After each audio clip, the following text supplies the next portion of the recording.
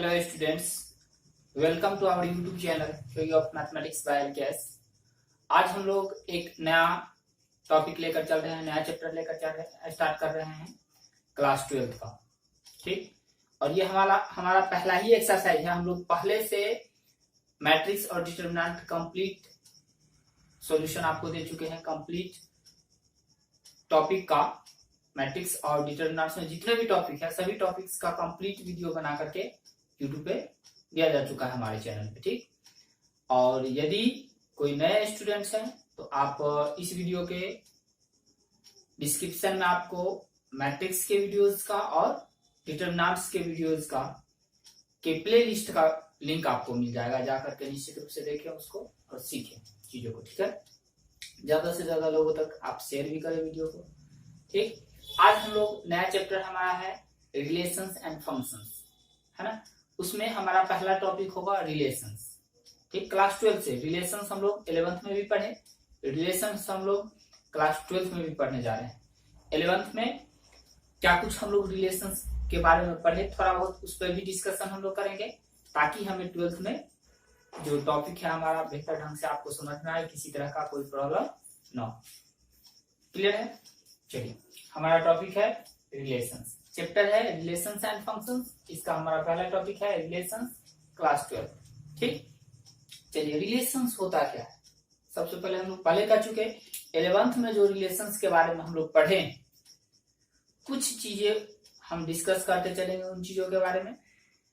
Notes नहीं लिखवाएंगे, जो 11th वाला पार्ट है उसका हम लोग वैसे रिलेशंस का डिफिनेशन वगैरह तो लिखना है, लेकिन 11th में जो भी कुछ पढ़े हैं उतना डिटेल नहीं करना है, लेकिन बेसिक चीजें बताएंगे ताकि आपको ज्यादा से ज्यादा समझ में आए। कोई नया स्टूडेंट जो 11th में नहीं भी पढ़ा है उसको भी समझ में आएगा, किसी तरह का कोई प्रॉब्लम नहीं हो। ठीक, इसमें आपको सेट आना चाहिए। ठीक है, क्योंकि रिलेशंस और फंक्शंस आप यदि 11th में पढ़े हैं तो आप जानते होंगे कि एक सेट से दूसरे सेट में डिफाइंड, एक सेट से दूसरे सेट में डिफाइंड होता है। ठीक है, चलिए, तो सबसे पहले रिलेशंस होता क्या है। ठीक, देखिए, यदि हम एक सेट कंसीडर करते हैं ए, जिसका एलिमेंट लिए ए बी सी, ठीक है। दूसरा सेट एक कंसीडर करते हैं हम लोग बी, जिसका एलिमेंट लिए 1 2 3। ठीक, अब हम लोग फिर से सेट ही बना रहे हैं, या हम लोग बात करें ए क्रॉस बी, ए क्रॉस बी, जो दो सेट्स का कार्टेशियन प्रोडक्ट होता है। दो सेट्स का कार्टेशियन, दो सेट्स ए और बी यदि दो सेट लिए तो उसके कार्टेशियन प्रोडक्ट को हम लोग कैसे लिखते हैं, ए क्रॉस बी। ए गुना बी इसको नहीं पढ़ेंगे, ए क्रॉस बी। ठीक है, और ए क्रॉस बी को डिफाइन कैसे करते हैं, तो ए क्रॉस बी, ए से बी, सेट ए से सेट बी में जितने भी ऑर्डर पेयर्स बना सकते हैं एलिमेंट्स का ए से बी में, वो सभी ऑर्डर पेयर्स का सेट जो होगा उसे ही हम लोग ए और बी का कार्टेशियन प्रोडक्ट बोलेंगे। इसी ऑर्डर, ए से बी में ऑर्डर पेयर बनना चाहिए। तो ए 1 का बनेगा, ए 2 का बनेगा, ए 3 का बनेगा, ए 4 का बनेगा, सॉरी 3 है, अब 4 कहां, 4 इसमें है ही नहीं। ए से सेट बी में हमें ऑर्डर पेयर बनाना है, जोड़ा बनाना है।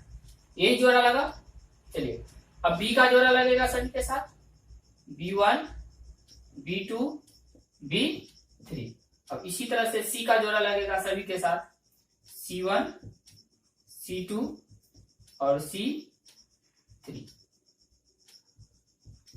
ठीक है, चलिए अब हम लोग इसका कुछ सबसेट्स लेकर चलते हैं। जैसे कि R1 ले लिए, जिसमें हम लोग A1 को रखे, B2 को रखे और C3 को रखे।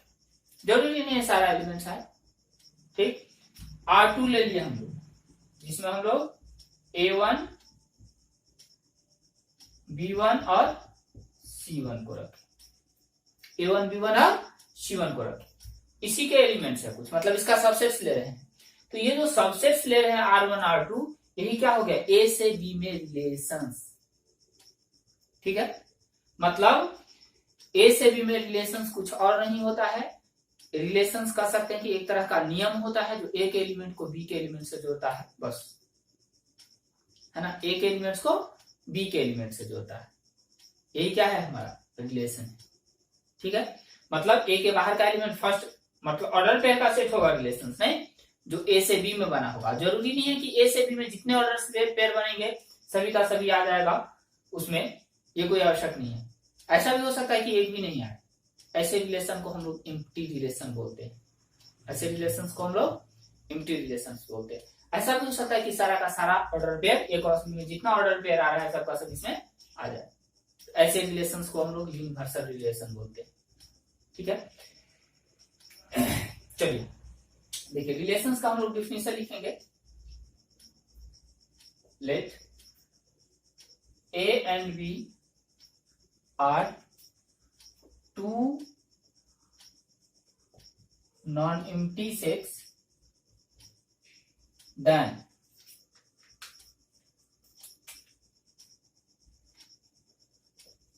every subset of A cross B is a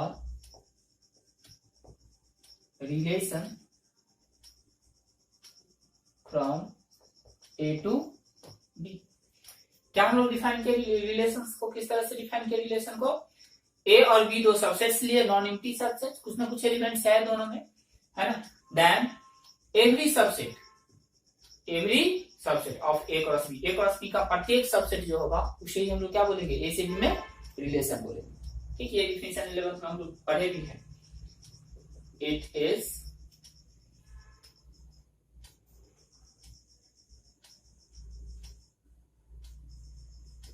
denoted by relation को जनरली आर से डिनोट करते हैं, सबसेट को किससे डिनोट करते हैं, आर से। जैसे कि यहाँ पे हम लोग एग्जांपल की बात करें, है ना, तो ए लिए एबीसी, बी में लिए क्या 1 2 3 ए क्रॉस बी, ए और बी का कार्टेशियन प्रोडक्ट हम लोग लिखे। ए से बी में जितना जोड़ा बना, जितना ऑर्डर पेयर बना, सभी का सेट क्या होता है, ए क्रॉस बी होता है।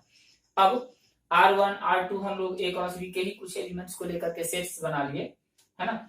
R1 है ऐसा सेट जो ए के सेट ए के ए को 1 से जोड़ता है, सेट ए के बी को 2 से जोड़ता है, सेट ए के सी को 3 से जोड़ता है। वही R2 ऐसा सेट है ए से बी में, है ना, ए से बी में जो ऑर्डर पेयर बन रहा है उसका ऐसा सेट है जिसमें जो R2 ए को किससे 1 से जोड़ता है, बी को भी 1 से जोड़ता है और सी को भी 1 से जोड़ता है।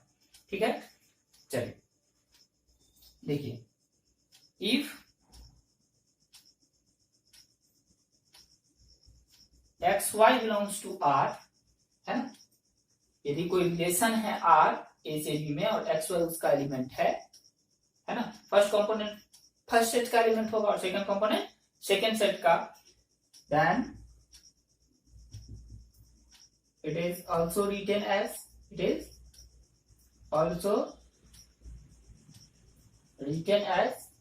एक्स रिलेटेड टू वाई और एक्स रिलेटेड टू वाई। पैर पे छोटा सा लिखते हैं दोनों तरफ, X related to Y, X related to Y. Clear है?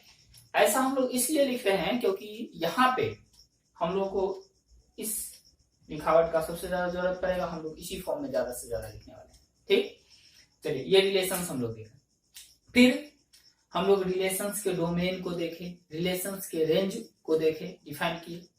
ठीक है, रिलेशन का डोमेन क्या होता है, तो फर्स्ट कंपोनेंट का जो सेट होगा वो डोमेन हो जाएगा। जैसे कि R1 का डोमेन का बात करें तो ए बी सी का सेट मतलब पूरा का पूरा ए हो गया। रेंज का बात करें तो 1 2 3 का सेट मतलब पूरा का पूरा सेट बी रेंज हो गया R1 के लिए। वहीं R2 के लिए डोमेन की बात करें तो A B C first component का सेट पूरा का पूरा ए क्या हो गया डोमेन। रेंज की बात करें तो सिर्फ 1 है सेकंड कंपोनेंट।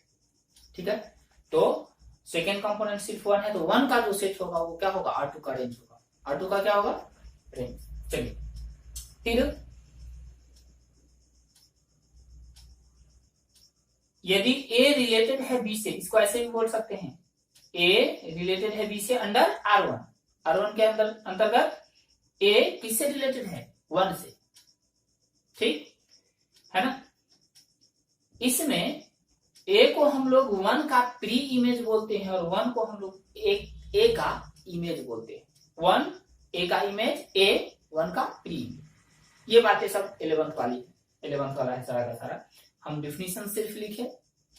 ठीक, हम जाने कि ए और बी दो सेट से हैं, ए क्रॉस बी, ए से बी में जितना जोड़ा बनेगा उसका सेट होगा, और रिलेशंस जो होगा वो ए के एलिमेंट्स को बी के एलिमेंट से जोड़ेगा। ये कोई जरूरी नहीं है कि ए के हर एलिमेंट को जोड़े और बी के हर एलिमेंट से जोड़े, ऐसी कोई शर्त यहाँ पे नहीं होता। ठीक है, तो यहाँ कुछ खास मतलब एक तरह का रूल ही होता है जिसके अंतर्गत जोड़ते हैं हम लोग, देखेंगे हम लोग। और रिलेशन जो लैंग्वेज वाला आएगा, ये तो सिंपल क्या था, एलिमेंट्स ए बी सी 1 2 3 ले लिए, तो उसको कोरिलेट अपने मन से किया। ठीक, चलिए, तो यहाँ कोई ऐसा कंडीशन नहीं होता कि ए का हर एलिमेंट जुड़ना चाहिए, जैसे फंक्शन में कंडीशन होता है। फंक्शन जो है रिलेशन का ही स्पेशल टाइप होता है, वहां कंडीशन होता है, 11th का ही है इसीलिए चर्चा कर रहे हैं अभी। ठीक, उसमें कंडीशन लगता है कि ए से बी में यदि डिफाइन कर रहे हैं आप, ए का प्रत्येक एलिमेंट जुड़ा होना चाहिए बी के किसी न किसी एलिमेंट से, और सिर्फ प्रत्येक एलिमेंट एक ही एलिमेंट से जुड़ा होना चाहिए, मतलब ए का एक एलिमेंट बी के दो एलिमेंट से अलग अलग दो डिस्टिंक्ट एलिमेंट से जुड़ नहीं सकता है फंक्शन में, ऐसा शर्त होता है। लेकिन रिलेशन में ऐसी कोई शर्त नहीं। ठीक है ना, रिलेशन में है ए और बी दो सेट लिया, ए से बी में ए के एलिमेंट्स को बी के एलिमेंट से रिलेट करने वाला जो एक शर्त होता है, एक खास पैटर्न नियम होता है, उसे ही हम लोग रिलेशन बोलते हैं। हम दूसरे शब्दों में बोल सकते हैं इसको, जो हम डिफाइन किए हैं कि ए क्रॉस बी का सबसेट एक रिलेशन होता है ए से बी। ठीक, डोमेन रेंज वगैरह हम लोग पढ़े, ठीक है ना। फिर एम्प्टी रिलेशन, अब हम लोगों को जो 12th में पढ़ना है वो रिलेशंस के टाइप्स है ना। एक एरो और हम लोग लिखेंगे, हम लोग जो यहाँ पढ़ेंगे कई जगह पे, देखिए यहाँ हम लोग दो अलग अलग सेट लिए, ऐसा भी तो पॉसिबल था, कुछ ऐसा भी रूल पॉसिबल हो सकता था जो ए के एलिमेंट को ए के ही कुछ एलिमेंट से जोड़े या सभी एलिमेंट से जोड़े, बी के एलिमेंट को बी के ही एलिमेंट से जोड़े, मतलब ए और बी जो लिए हैं दोनों जगह सेम सेट ले लेते, दोनों सेट सेम ले लेते। उस केस में भी ए क्रॉस ए होता, बी क्रॉस बी होता, उसका जो सबसेट होता, प्रत्येक सबसेट, वो एक रिलेशन होता ए से ए में, बी से बी में। ऐसे रिलेशंस को हम लोग बाइनरी रिलेशन भी बोलते हैं। तो 12th में हमें बाइनरी रिलेशंस के ही टाइप्स पढ़ने हैं। ठीक है, 12th क्लास 12th में हमें बाइनरी रिलेशंस के ही टाइप्स पढ़ने हैं। ठीक, चलिए सबसे पहले हम लोग जानते हैं कैसे लिखेंगे उस चीज को। If a relation R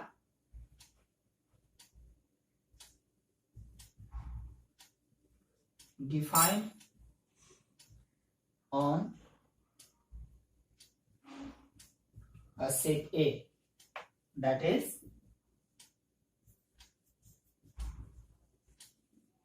defined from A to A से A में ही डिफाइन है, then it is called a binary relation. It is called a binary relation. तो इसे हम लोग क्या कहते हैं, एक बाइनरी रिलेशन कहते हैं। ठीक, और सिंपली बोलते हैं, लिखे ही है, if a relation R defined on a set A पर डिफाइन है, जबकि हम लोग यहाँ क्या लिखे हैं, ए से, है ना, is a relation from A to B, A to A, उसी को दैट इज करके नीचे कर दिए हैं कि defined from A to A. ठीक, defined on A means defined from A to A, confuse नहीं कीजिएगा कि दूसरा सेट कहां। ठीक है, चलिए नेक्स्ट हम लोग अब 12th वाले टॉपिक पे धीरे धीरे पहुंच रहे हैं, टाइप्स ऑफ रिलेशंस। रिलेशन के टाइप्स को स्टडी कर रहे हैं। डोमेन रेंज को यहाँ हम लोग नहीं देखे, क्योंकि डोमेन रेंज के बारे में हम लोग 11th में पढ़ चुके हैं, रिलेशंस के डोमेन और रेंज के बारे में। यहाँ पे डोमेन रेंज को हमें डिस्कस नहीं करना है। ठीक है, ध्यान दीजिएगा, ध्यान से देखिएगा, बहुत बहुत बहुत इंपॉर्टेंट है और बहुत ही इंटरेस्टिंग है, बहुत मजा आएगा इसको पढ़ने में। ठीक, चलिए टाइप्स ऑफ रिलेशंस के टाइप। सबसे पहला एम्प्टी रिलेशन, एम्प्टी रिलेशन। ठीक। यदि हम कहें कि एक सेट ए ले लिए 1 2 3, बी ले लिए 4 5 6, ठीक। और कह रहे हैं कि आर उस एक्स वाई का रिलेशन है जिसमें एक्स ए का एलिमेंट है और वाई बी का एलिमेंट है, एंड एक्स ग्रेटर है वाई से, एक्स ग्रेटर है वाई से। आर एक रिलेशन है ना, ये रोस्टर फॉर्म में, वहां हम लोग लैंग्वेज में लिखे थे। चलिए, आर एक रिलेशन है ना, जिसका एलिमेंट क्या है, ऑर्डर पेयर एक्स वाई। जब ये ए से बी में रिलेशन है, जब ये सेट ए बी दे दिए तो ए से बी में ही होगा। एक्स वाई है, एक्स फर्स्ट सेट का एलिमेंट लेना है और वाई सेकंड सेट का एलिमेंट लेना है। ये भी दिया आगे कि एक्स ए का एलिमेंट है और वाई बी का एलिमेंट है, और ये इस तरह से है कि एक्स वाई से ग्रेटर है। अब बताइए, इसका कोई एलिमेंट एक किसी से ग्रेटर है, मतलब उसी एक्स वाई का ऑर्डर पेयर आर में आएगा जो एक्स वाई इस कंडीशन का क्या करे, पालन करे, फुलफिल करे उस कंडीशन को।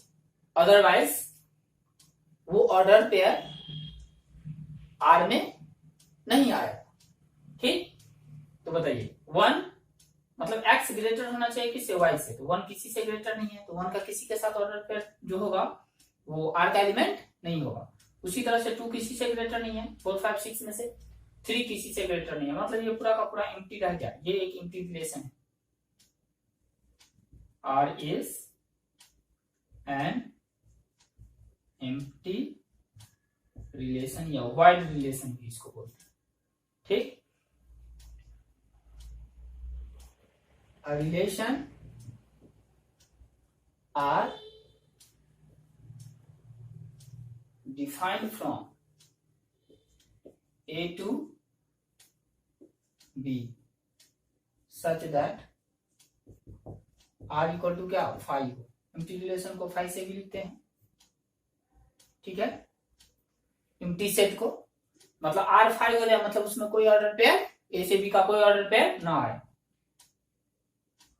A relation R defined from A to B such that R equal to 5 is called empty relation. Empty relation, ये हमारा एग्जाम्पल। नेक्स्ट हमारा दूसरा होगा यूनिवर्सल रिलेशन। यूनिवर्सल रिलेशन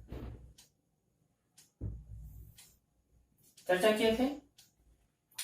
अब एक ऐसा रिलेशन जिसमें ए क्रॉस ए का हर ऑर्डर पेयर आ जाए, मतलब ए से या ए क्रॉस बी का सारा ऑर्डर पेयर आ जाए। यदि ए से बी में डिफाइन कर रहे हैं तो ए क्रॉस बी का, और ए पर डिफाइन कर रहे हैं तो ए क्रॉस ए का, ठीक है। Universal relation, a relation R defined from A to B. एक रिलेशन आर जो कहां से कहां डिफाइंड है, ए से बी में, is said to be a universal relation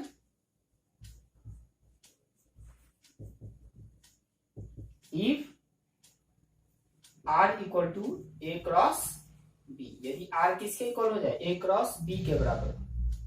clear है। कोई भी रिलेशन R जो A से B में डिफाइंड हो, है ना, उसे हम लोग यूनिवर्सल रिलेशन कहते हैं यदि R क्या हो, A क्रॉस B के इक्वल हो। रिलेशन आर, एक रिलेशन आर जो है defined from A to B, A से बी में जो परिभाषित है, इससे टू बी कहलाता है यूनिवर्सल रिलेशन इफ आर क्या हो, ए क्रॉस बी के इक्वल हो। एग्जांपल यदि ले, हम एक छोटा सा एग्जांपल लेकर चलते हैं। यदि ए ले लेते हैं 1 2 और बी ले लेते हैं ए और बी। एक रिलेशन आर ले लेते हैं जिसमें हम लोग 1 ए ले लिए, 1 बी ले लिए, 2 ए ले लिए और 2 बी ले लिए। क्या देख रहे हैं कि ए से बी में जितना भी ऑर्डर पेयर बना सब आ गया इस रिलेशन में, है ना। तो ये किसके इक्वल है, ए क्रॉस बी के। हम जानते हैं कि ए क्रॉस बी का एक सबसेट, प्रत्येक सेट अपने आप का क्या होता है, सबसेट होता है। तो ए क्रॉस बी जो कार्टेशियन प्रोडक्ट है ए और बी का, ये एक सेट है ऑर्डर पेयर का ए से बी में, तो ये खुद अपने आप का क्या होगा, सबसेट होगा। इसका प्रत्येक सबसेट एक रिलेशन होगा, मतलब ये भी एक क्या है, रिलेशन। ये यूनिवर्सल रिलेशन है ना। Here R is a universal relation. R is a universal relation. Clear है। चलिए नेक्स्ट, अब हम लोग जो टाइप्स पढ़ने जा रहे हैं रिलेशंस के, ये आप जो हम बताए कि सेट ए से ए में ही डिफाइन हो, जिसे हम लोग बाइनरी रिलेशन भी बोले, नहीं तो बाइनरी रिलेशन के टाइप्स पढ़ने जा रहे हैं हम लोग। अब बाइनरी रिलेशंस के टाइप्स पढ़ने जा रहे हैं। बाइनरी रिलेशन आपको इम्प्टी में भी होगा, इम्प्टी रिलेशन भी हो सकता है बाइनरी में, और यूनिवर्सल भी। ए क्रॉस ए के इक्वल हो जाएगा वहां, यहाँ ए से बी में लिए हैं तो ए क्रॉस बी, और ए से ए में लेंगे तो ए क्रॉस ए के इक्वल होगा यूनिवर्सल रिलेशन बाइनरी के केस में। चलिए हम लोग आइडेंटिटी रिलेशन सबसे पहले देखेंगे। सबसे पहले हम लोग आइडेंटिटी रिलेशन देखेंगे।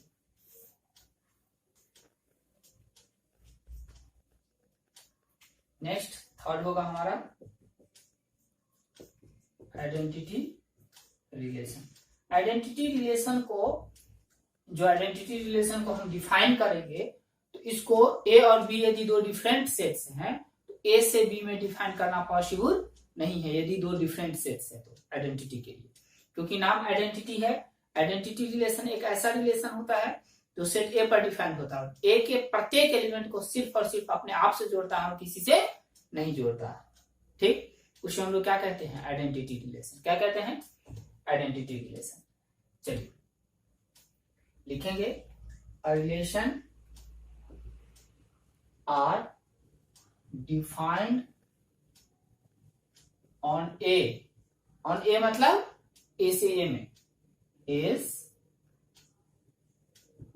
said to be an identity relation if, यदि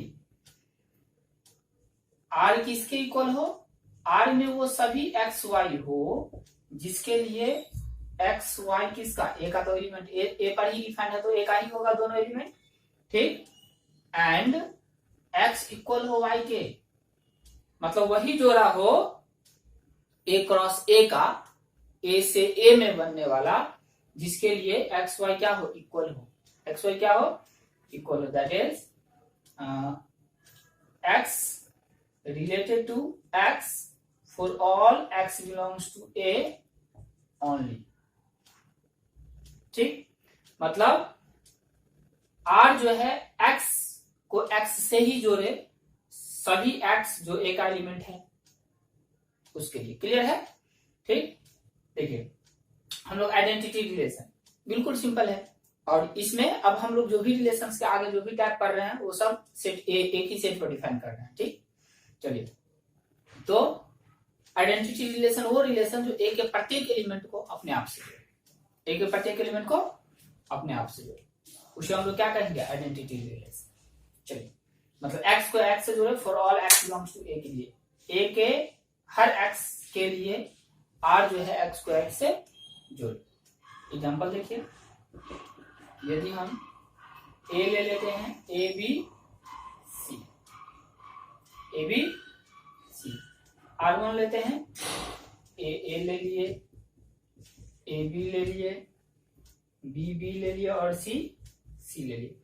r1 a के हर एलिमेंट को अपने आप से जोड़ रहा है, लेकिन एक a को b से भी जोड़ दिया, दूसरे एलिमेंट से भी जोड़ दिया, तो क्या ये आइडेंटिटी होगा, नहीं।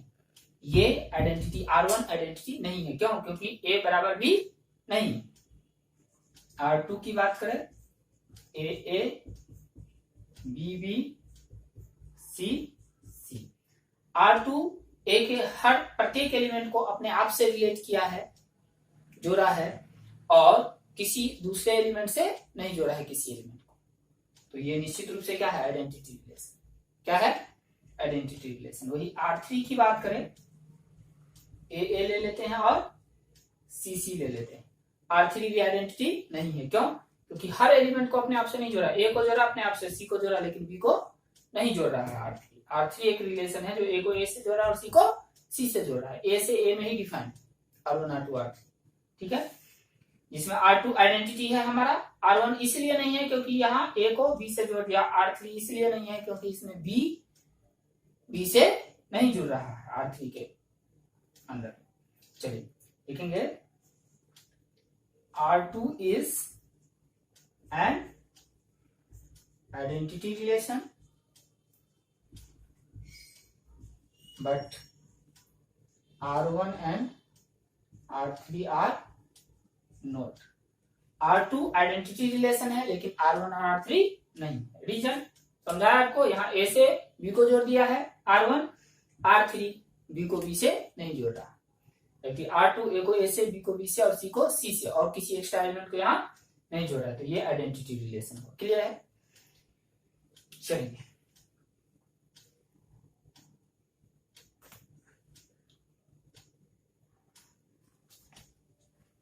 नेक्स्ट हम लोग चौथा देख रहे हैं।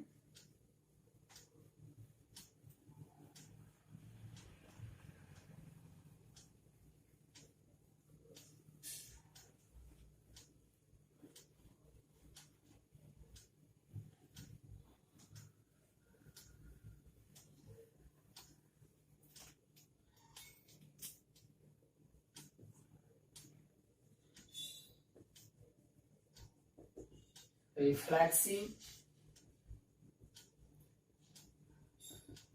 relation, a relation R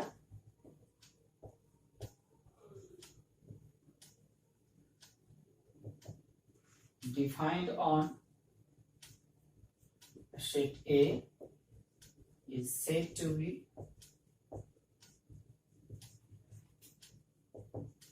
reflexive if x belongs to R for all x belongs to A।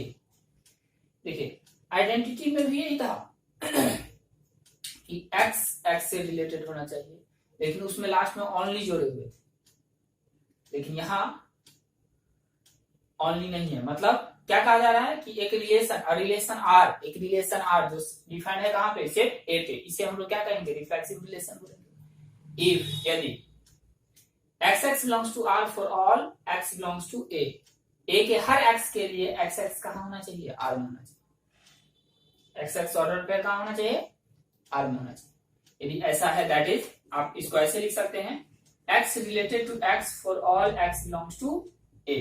मतलब x दूसरे से भी यहाँ रिलेट हो सकता है ना, कोई दिक्कत नहीं है, लेकिन प्रत्येक एलिमेंट ए पर यदि डिफाइन कर रहे हैं रिलेशन को, तो ए का प्रत्येक एलिमेंट अपने आप से जुड़ा होना चाहिए ही चाहिए, कोई छूटा हुआ नहीं होना चाहिए, एक्स्ट्रा भी जुड़ सकता है यहाँ।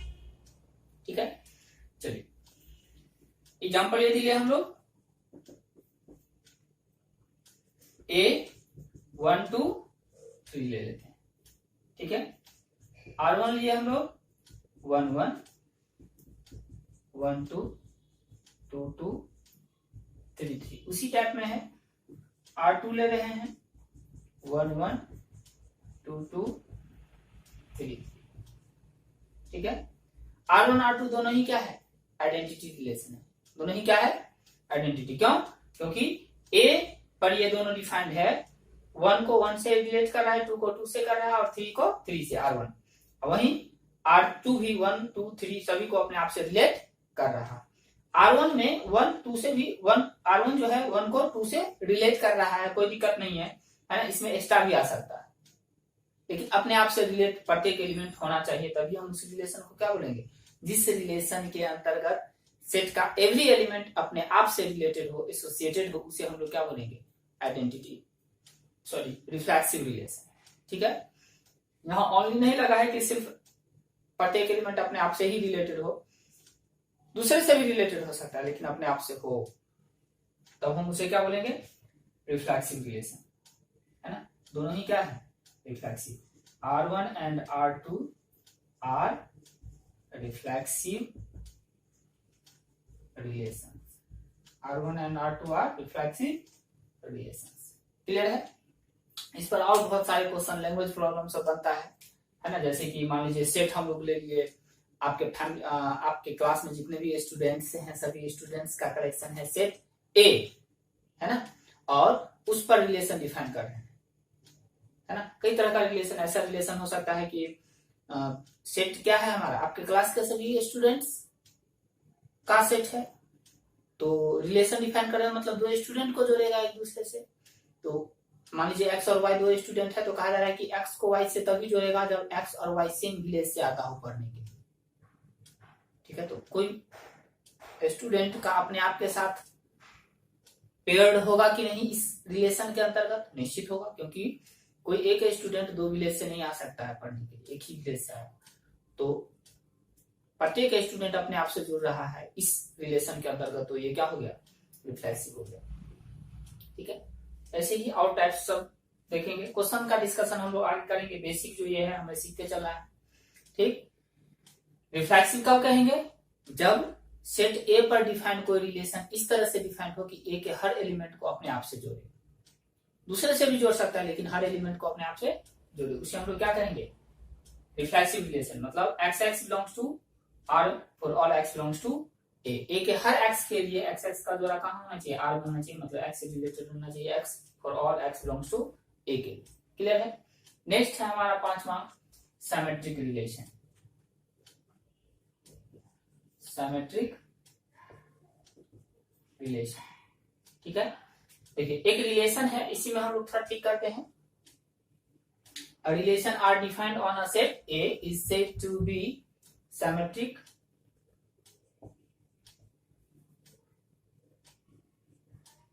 relation if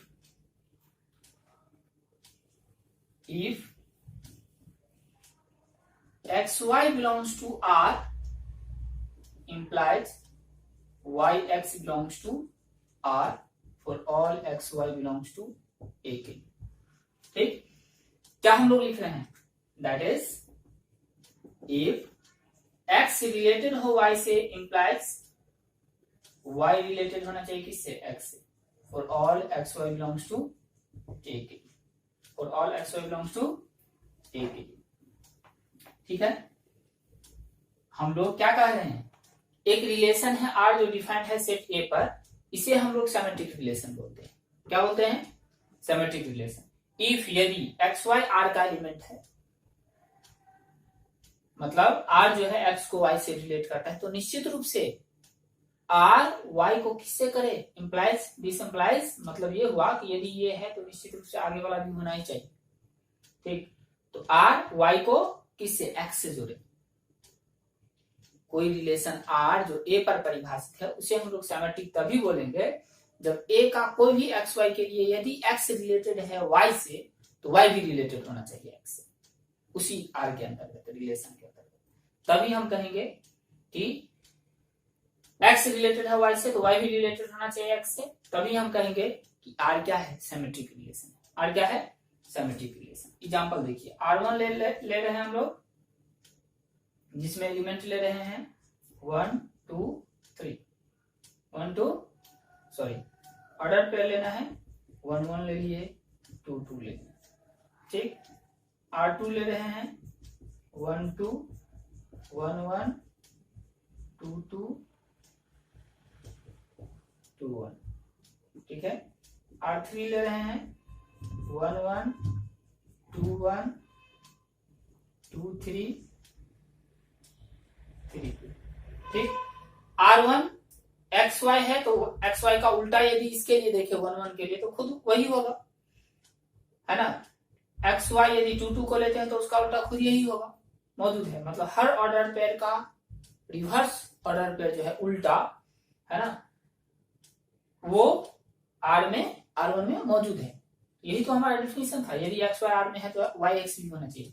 1 1 का उल्टा 1 1 ही रहा, है ही R1 में, 2 2 का उल्टा 2 2 ही रहा, जो है ही R1। R1 हमारा क्या है, सिमेट्रिक रिलेशन है। R2 की बात करें तो 1 2 1 2 का उल्टा 2 1 होना चाहिए, है 1 1 2 2 का तो उल्टा यही खुद रह जाएगा, है ही 2 1 का उल्टा 1 2 होना चाहिए, है।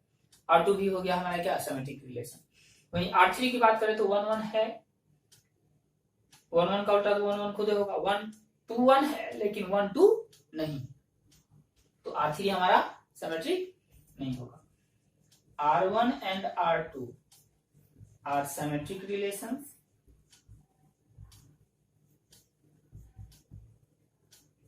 But R3 is not. R3 नहीं, क्यों नहीं है? क्योंकि 2 1 R3 में है, लेकिन इसका उल्टा 1 2 R3 में नहीं है, इसीलिए R3 सिमेट्रिक रिलेशन नहीं। क्लियर है? चलिए नेक्स्ट हम लोग 6 नंबर देखने जा रहे हैं, ट्रांजिटिव रिलेशन।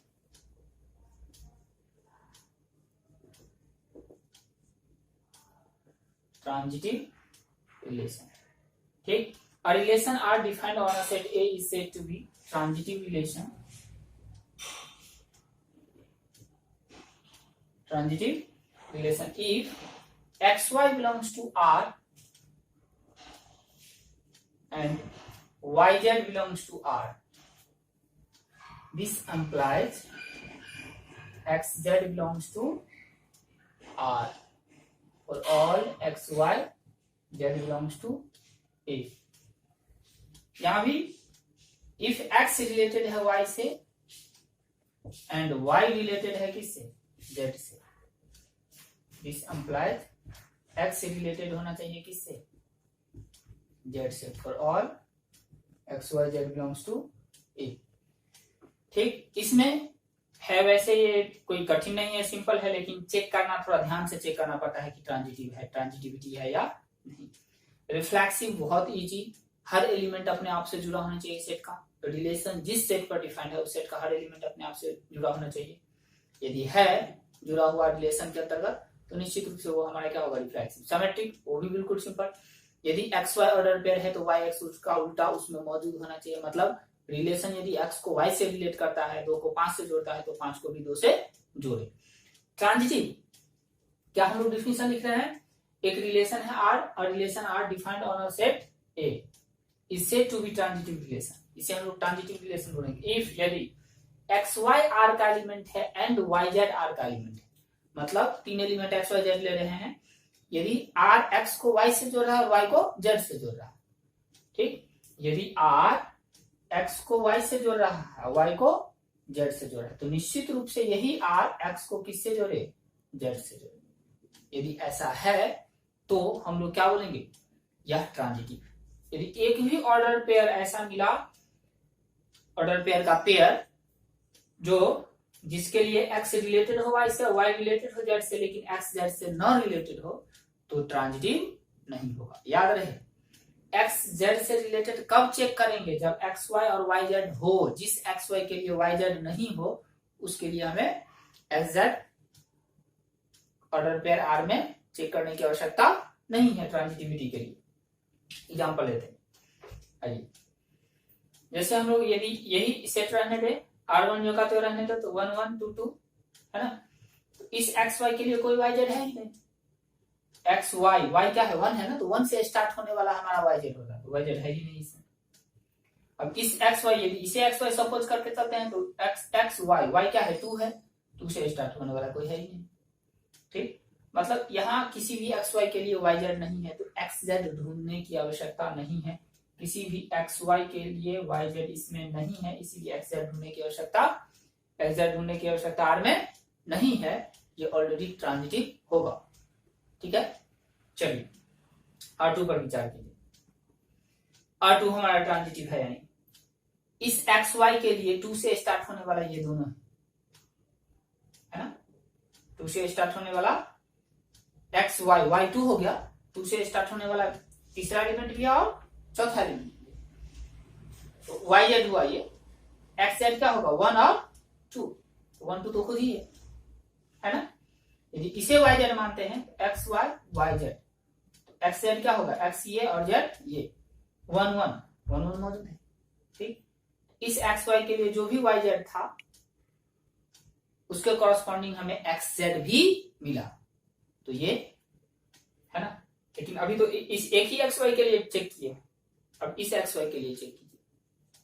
चलिए एक्स वाई 1 1, वाई 1 है, 1 से स्टार्ट होने वाला, 1 से स्टार्ट होने वाला दूसरा एलिमेंट, 1 2 y z, ये x y लिए हैं और ये y z है, ये x है और ये z, x z होना चाहिए, मतलब 1 2 होना चाहिए, 1 2 ये खुद है। ठीक, इस एक्स वाई के लिए एक ही वाई जेड मिला, जिसके कॉरस्पॉन्डिंग हमें एक्स जेड भी मिल गया। चलिए इसे लीजिए एक्स वाई 2 2, तो एक्स वाई वाई 2 है तो 2 से स्टार्ट होने वाला, इधर है ये है, तो ये हमारा क्या है वाई जेड है, X Y Y Z, X और जेड क्या 2 1 होना चाहिए, 2 1 ये खुद है। इस एक्स वाई के लिए जो हमारा वाई जेड था उसके कॉरस्पॉन्डिंग एक्स जेड भी हमें इसमें मिल गया।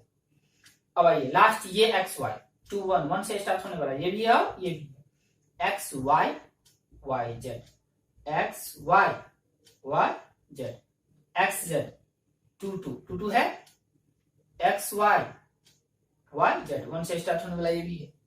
ठीक, Y Z X Y Y Z, X और जेड चाहिए 2 1 ये खुद है। मतलब हम जो भी एक्स वाई लिए, पहले ये एक्स वाई लिए तो इसके लिए जो वाई जेड मिला, उस वाई जेड के कॉरस्पॉन्डिंग हमें एक्स जेड भी मिला इसमें, उसी तरह सबके लिए। मतलब R2 ट्रांजिटिविटी चेक करना, थोड़ा ध्यान से चेक करना है, काफी लंबा इसमें हो गया नहीं, मतलब एक्स वाई और वाई जेड लीजिए, उसके लिए एक्स जेड आपको आर में मौजूद होना चाहिए। यदि एक भी ऐसा एक्स वाई वाई जेड का पेयर मिल गया आपको जिसके कॉरस्पॉन्डिंग जो एक्स जेड होगा वो आर में ना हो तो ट्रांजिटिव हमारा नहीं होगा। R3 पर विचार कीजिए। चलिए यहीं पे देखिए फेल कर रहा है। हम लोग यदि बात करें इसकी एक ही बार पहुंच रहे हैं, 2 3 और 3 2, एक्स वाई और वाई जेड 2 2 आना चाहिए, 2 2 इसमें नहीं। R3 ट्रांजिटिव नहीं है, R1 और R2 are transitive, are transitive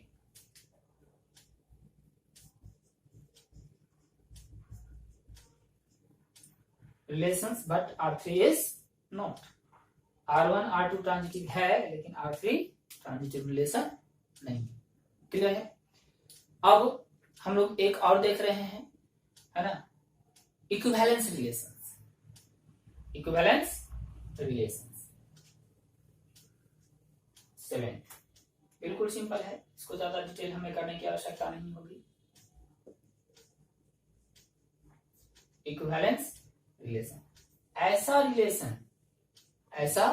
relation जो रिफ्लेक्सिव भी हो, सिमेट्रिक भी हो, ट्रांजिटिव भी हो, रिफ्लेक्सिव भी हो, सिमेट्रिक भी हो और ट्रांजिटिव भी हो, साथ में तीनों हो, उसे हम लोग इक्विवेलेंस रिलेशन बोलते हैं। उसे हम लोग इक्विवेलेंस रिलेशन बोलते हैं।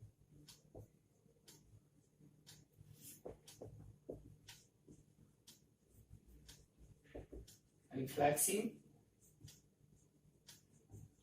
symmetric as well as transitive।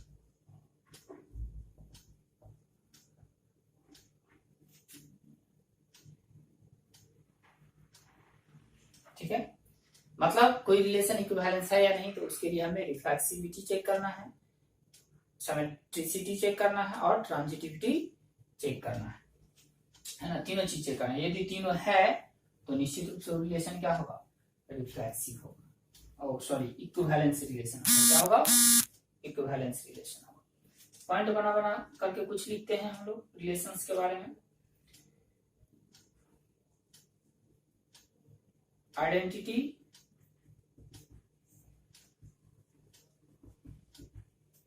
Relations are equivalence relation. जो भी आइडेंटिटी रिलेशंस होते हैं सेट्स पे जो डिफाइन करते हैं वो हमेशा क्या होता है, इक्विवेलेंस रिलेशंस। आइडेंटिटी आपको इक्विवेलेंस होता है, मतलब क्या, आइडेंटिटी रिलेशन रिफ्लेक्सिव भी होगा, सिमेट्रिक भी होगा और ट्रांजिटिव भी होगा। ठीक, यूनिवर्सल रिलेशन जो हम लोग देखें, universal relations, defined relation defined on a set A is an equivalence relation। Equivalence relation. जो यूनिवर्सल रिलेशन ए पर, यूनिवर्सल ए क्रॉस बी पे भी होगा, तो वहां पे ए क्रॉस बी जब ये होगा तो वहां रिफ्लेक्सिव, सिमेट्रिक और ट्रांजिटिव होने का कोई चांस ही नहीं है। ए क्रॉस बी में रिफ्लेक्सिविटी, ट्रांजिटिविटी और सिमेट्रिसिटी वगैरह डिफाइंड नहीं होता। तो यूनिवर्सल तो ए क्रॉस बी में भी होगा, ए से बी में भी होगा। ए पर जब कोई रिलेशन ऐसा हो जो ए पर डिफाइंड हो और वो यूनिवर्सल हो, तो निश्चित रूप से वो क्या होगा, इक्विवेलेंस, मतलब रिफ्लेक्सिव भी होगा, सिमेट्रिक भी होगा और ट्रांजिटिव भी होगा। मतलब आइडेंटिटी रिलेशन और यूनिवर्सल रिलेशन जो एक ही सेट पर डिफाइंड है, हमेशा इक्विवेलेंस होता है, मतलब हमेशा रिफ्लेक्सिव, सिमेट्रिक, ट्रांजिटिव तीनों होता है। क्लियर है क्या? इक्विवेलेंस पे भी हम लोग क्वेश्चन देखेंगे नेक्स्ट वीडियो में। इसको आप इसको अभी समझ करके रखिए। एक बार हम रिपीट करते हैं, जो कि 7 टैब्स हम लोग पढ़े है ना, उन सभी को हम लोग एक बार रिपीट करते हैं टैब्स को। ठीक, ध्यान से देखेंगे, इसको नोट्स करेंगे। नेक्स्ट वीडियो में हम लोग इस पर क्वेश्चंस देखेंगे। चलिए,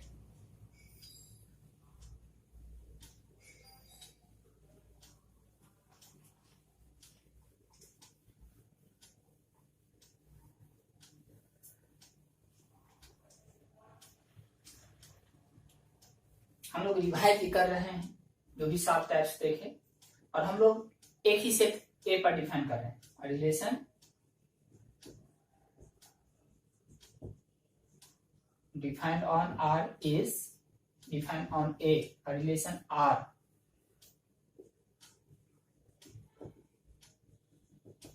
defined on A is पहला empty relation if R क्या हो, I हो, R क्या हो, I हो। दूसरा यूनिवर्सल रिलेशन इफ आर किसके इक्वल हो जाए, ए क्रॉस ए पर ही हम लोग डिफाइन करें तो ए क्रॉस ए, यदि ए से बी रहता तो ए क्रॉस बी। तीसरा identity relation, identity relation if x belongs to R for all x belongs to A only। ठीक है,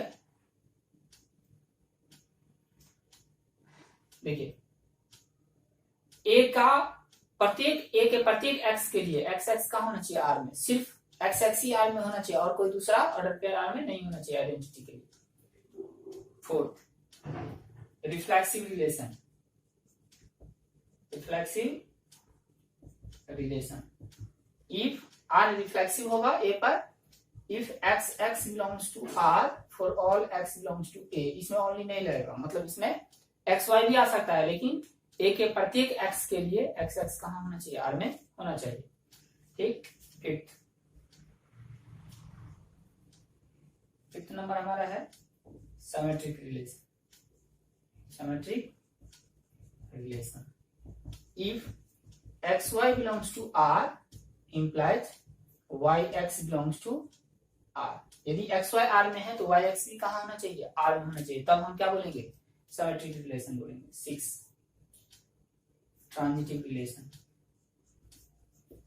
ट्रांजिटिव रिलेशन क्या लिखा है ट्रांजिटिव के लिए, इफ एक्स वाई आर में है एंड वाई जेड आर में है तो निश्चित रूप से क्या होना चाहिए, एक्स जेड आर का एलिमेंट होना चाहिए, एक्स जेड आर का। तब हम क्या कहेंगे, आर क्या है, ट्रांजिटिव रिलेशन है, आर क्या है, ट्रांजिटिव। 7th और last equivalence relation, equivalence relation if it is reflexive, symmetric